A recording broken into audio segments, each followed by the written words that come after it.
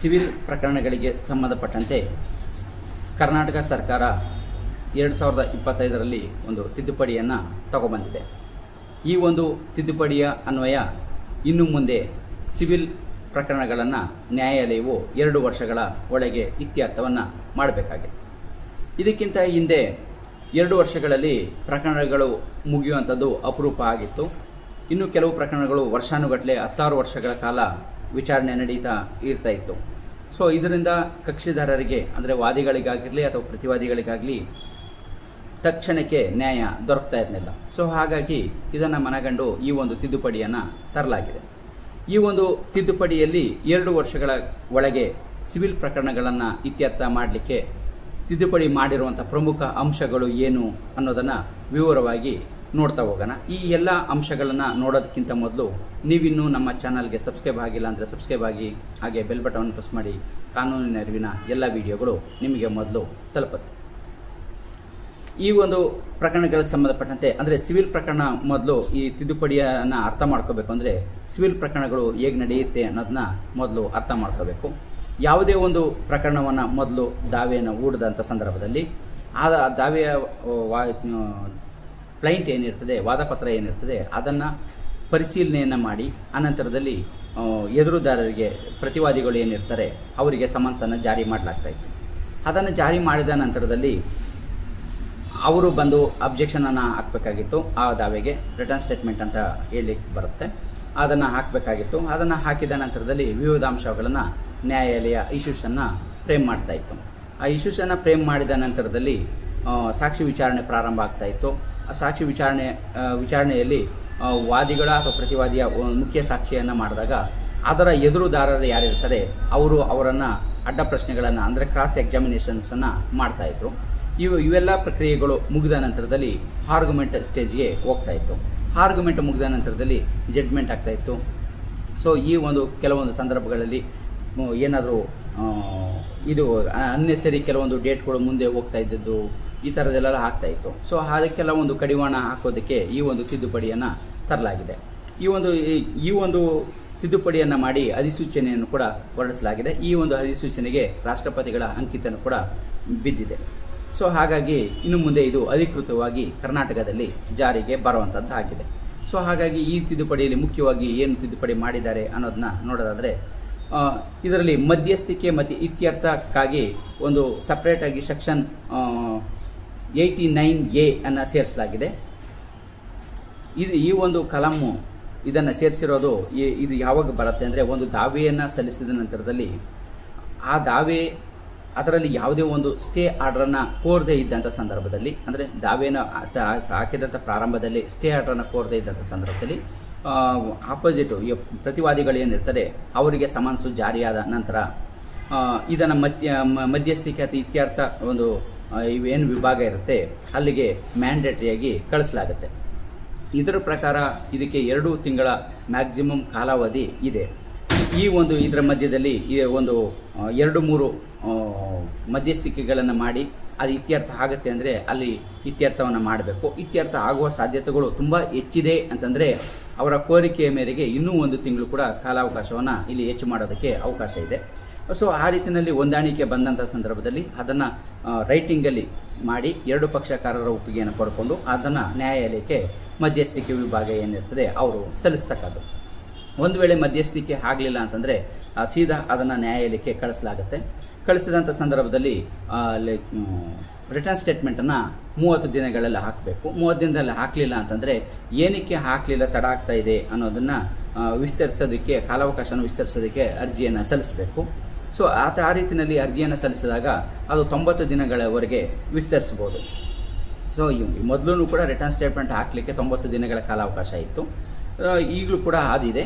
ಆವಾಗಲೂ ಕೂಡ ಸಮಂಜಸವಾದಂಥ ದಾಖಲೆಗಳು ಇನ್ನೊಂದು ಅನಿವಾರ್ಯ ಕಾರಣದಿಂದ ಹಾಕಲಿಲ್ಲ ಅಂದರೆ ಸ್ಪಷ್ಟವಾದ ಕಾರಣ ಇದ್ದರೆ ಇನ್ನೂ 30 ದಿನಗಳ ಕಾಲಾವಕಾಶವನ್ನು ಹೆಚ್ಚು ಮಾಡಿ ಕೊಡ್ಬೋದಾಗಿದೆ.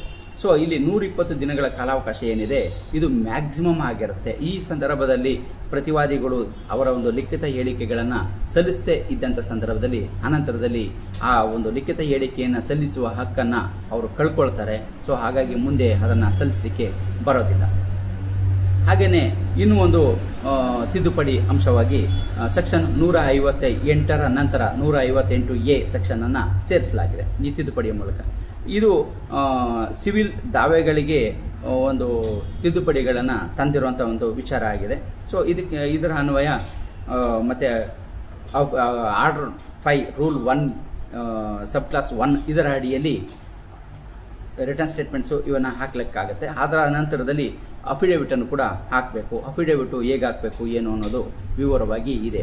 ಅಲ್ಲಿ ಸಲ್ಲಿಸಿರುವಂಥ ದಾಖಲೆಗಳಾಗಿರ್ಬೋದು, ಅಲ್ಲಿ ಸಲ್ಲಿಸಿರುವಂಥ ವಿಚಾರದ ಅಂಶಗಳಾಗಿರ್ಬೋದು, ಇದೆಲ್ಲ ಸತ್ಯವಾಗಿದೆ, ಅದನ್ನೆಲ್ಲ ಪರಿಶೀಲನೆಯನ್ನು ಮಾಡಿ ನನಗೆ ತಿಳಿದ ಮಟ್ಟಿಗೆ ಸಮರ್ಪಕವಾಗಿದೆ, ಸುಳ್ಳಿನ ಅಂಶಗಳನ್ನು ಸೇರಿಸಿಲ್ಲ ಅನ್ನೋ ಈ ರೀತಿಯಲ್ಲಿ ಎಲ್ಲ ಅಂಶಗಳನ್ನು ವಿವರವಾಗಿ ಹಾಕಬೇಕು ಅಂತೇಳಿ ಅಫಿಡೇವಿಟನ್ನು ಕೂಡ ಇದಕ್ಕೆ ಸಲ್ಲಿಸಬೇಕಾಗಿರುತ್ತೆ. ಸೊ ಹಾಗೆಯೇ ಇದರಲ್ಲಿ ಏನು ಕೇಸನ್ನು ಫೈಲ್ ಮಾಡ್ತೀವಿ ಅದಕ್ಕೆ ಸಂಬಂಧಪಟ್ಟ ಕೂಡ ಏನೆಲ್ಲ ಒಂದು ಪ್ರಮುಖ ಅಂಶಗಳು ಇರಬೇಕು ಅನ್ನೋದಕ್ಕೆ ಸಂಬಂಧಪಟ್ಟ ಅಂದರೆ ತ್ವರಿತವಾಗಿ ಈ ದಾವೆಗಳನ್ನು ಇತ್ಯರ್ಥಪಡಿಸುವ ಉದ್ದೇಶಕ್ಕಾಗಿ ಏನೆಲ್ಲ ಅಂಶಗಳನ್ನು ಸೇರಿಸಬೇಕು ಅನ್ನೋದಕ್ಕೆ ಸಂಬಂಧಪಟ್ಟಂತೆ ಆರ್ಡರ್ 7 ರೂಲ್ 1 ಸಬ್ ಕ್ಲಾಸ್ B ಇದರಲ್ಲಿ ಏನಿದೆ ಇದಕ್ಕೆ ಸಂಬಂಧಪಟ್ಟಂತೆ ಕೆಲವು ತಿದ್ದುಪಡಿಯ ಅಂಶಗಳನ್ನು ಕೂಡ ಹೇಳಲಾಗಿದೆ. ಇಲ್ಲಿ ಪಾರ್ಟಿಯ ವಿಚಾರ ಮತ್ತು ಡೀಟೇಲ್ಸನ್ನು ನಿಖರವಾಗಿ ಹಾಕಬೇಕು. ಅವರ ಮೊಬೈಲ್ ನಂಬರನ್ನು ಹಾಕಬೇಕು. ಸಾಧ್ಯ ಆದಷ್ಟು ಇಮೇಲ್ ಇದ್ದರೆ ಮೊಬೈಲ್ ನಂಬರ್ ಮತ್ತು ಇಮೇಲ್ ಇದ್ದರೆ ಅದನ್ನು ಸಲ್ಲಿಸಬೇಕು. ಪ್ರತಿವಾದಿಗಳದ್ದು ಕೂಡ ಹಾಗೆಯೇ ಪ್ರತಿವಾದಿ ಮತ್ತು ಅವರ ಒಂದು ವಿವರಗಳನ್ನು ಹಾಕಬೇಕು. ಹಾಗೆ ಅವರ ಮೊಬೈಲ್ ನಂಬರು, ಸಾಧ್ಯ ಆದಷ್ಟು ಇಮೇಲ್ ಐಡಿಗಳನ್ನು ಕೊಡಬೇಕು. ಏನಕ್ಕೆ ಅಂದರೆ ತ್ವರಿತವಾಗಿ ಅವರಿಗೆ ಸಮನ್ಸನ್ನು ಜಾರಿ ಮಾಡೋ ಉದ್ದೇಶಕ್ಕೋಸ್ಕರ ಇಷ್ಟು ಮಾಹಿತಿಗಳನ್ನು ಕೊಡಬೇಕು ಅಂತೇಳಿ ಹೇಳಲಾಗಿದೆ. ಒಂದು ವೇಳೆ ಏನಾದರೂ ಪ್ರಕರಣ ಒಂದು ಹಣಕಾಸಿನ ಒಂದು ದಾವೆ ಆದರೆ, ವಸೂಲಿಗಾಗಿ ಸಲ್ಲಿಸದಂಥ ದಾವೆ ಆದರೆ, ಸೊ ಅದಕ್ಕೆ ಸಂಬಂಧಪಟ್ಟಂತೆ ರೂಲ್ 2AA ಇದರ ಒಂದು ಅಡಿಯಲ್ಲಿ ಕೆಲವೊಂದು ಬಡ್ಡಿ ವಿಚಾರಗಳಿಗೆ ಸಂಬಂಧಪಟ್ಟಂತೆ ಇದ್ದರೆ ಅದಕ್ಕೆ ಏನೆಲ್ಲ ಇರಬೇಕು ಅನ್ನೋದನ್ನು ತಿಳಿಸಲಾಗಿದೆ. ಅದರಲ್ಲಿ ಬಡ್ಡಿ ಎಷ್ಟನ್ನು ನಮೂದು ಮಾಡಲಾಗಿದೆ, ಅದಕ್ಕೆ ಸಂಬಂಧಪಟ್ಟಂತೆ ಪೂರಕ ದಾಖಲೆಗಳು ಏನಿದೆ, ಬಡ್ಡಿ ಯಾವಾಗಿಂದ ಲೆಕ್ಕವನ್ನು ಹಾಕಲಾಗಿದೆ, ಲೆಕ್ಕ ಹಾಕಿದ ದಿನಾಂಕಕ್ಕೆ ಎಷ್ಟಿದೆ, ಮುಂದಕ್ಕೆ ಎಷ್ಟನ್ನು ಅನ್ವಯ ಮಾಡಬೇಕು, ಇದರ ಪೂರ್ತಿ ವಿವರಗಳನ್ನು ಆ ದಾವೆಯಲ್ಲಿ ವಾದಪತ್ರದಲ್ಲಿ ಸಲ್ಲಿಸಬೇಕಾಗಿರುತ್ತೆ.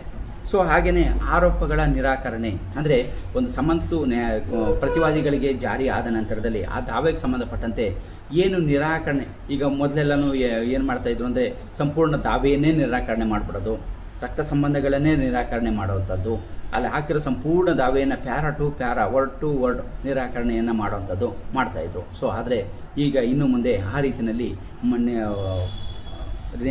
ನಿರಾಕರಣೆ ಮಾಡಿ ರಿಟರ್ನ್ ಸ್ಟೇಟ್ಮೆಂಟ್ಸನ್ನು ಹಾಕಲಿಕ್ಕೆ ಬರೋದಿಲ್ಲ.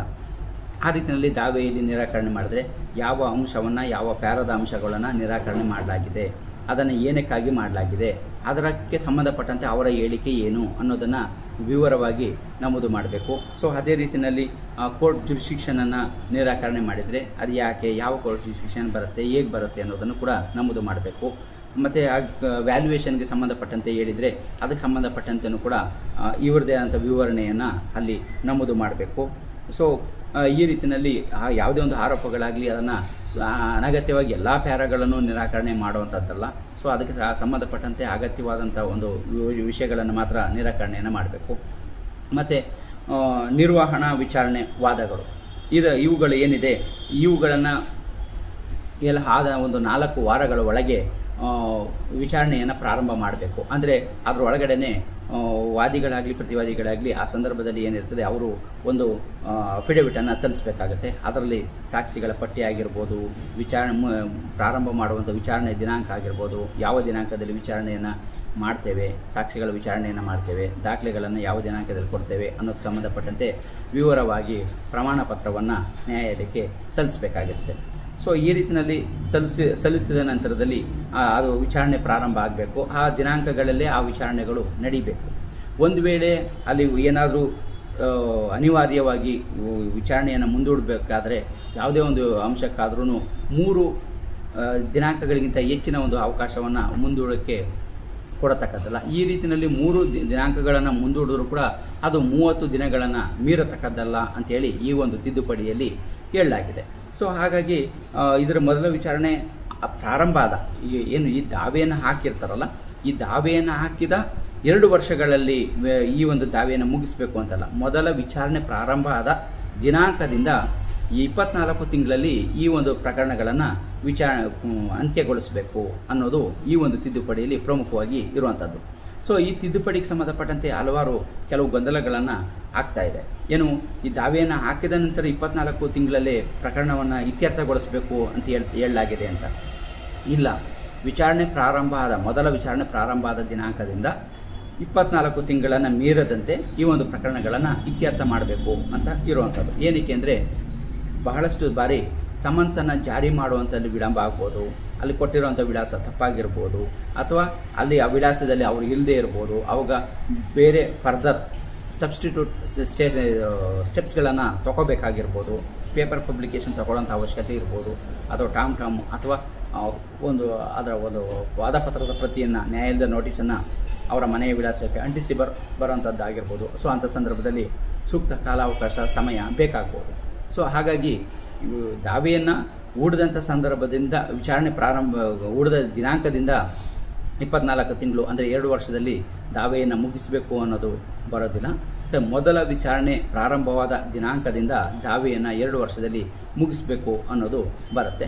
ಇದಿಷ್ಟು ಪ್ರಮುಖವಾಗಿ ಈ ಒಂದು ಕರ್ನಾಟಕ ಸರ್ಕಾರ 2025ರ ತಿದ್ದುಪಡಿ NCPCಗೆ ತಂದಿದೆ. ಇದಕ್ಕೆ ಸಂಬಂಧಪಟ್ಟಂಥ ಒಂದು ಪ್ರಮುಖ ಅಂಶಗಳನ್ನು ನಿಮ್ಮ ಗಮನಕ್ಕೆ ತರಲಿಕ್ಕೆ ನಾನು ಈ ಎಲ್ಲ ಒಂದು ಇದನ್ನು ಮಾಡಿದ್ದೇನೆ. ಸೊ ಅಗತ್ಯವಾಗಿ ಬೇಕು ಅಂದರೆ ಗೆಜೆಟಿಫಿಕೇಷನ್ ನೋಟಿಫಿಕೇಷನನ್ನು ಕೂಡ ಅಗತ್ಯವಾಗಿ ಬೇಕಾದಂಥವರು ಕಾಮೆಂಟ್ ಸೆಕ್ಷನ್ನಲ್ಲಿ ತಿಳಿಸಿದರೆ ಅವರಿಗೆ ಆ ಒಂದು PDF ಕಾಪಿಯನ್ನು ಕೂಡ ತಲುಪಿಸ್ಕೊಡ್ತಾರೆ.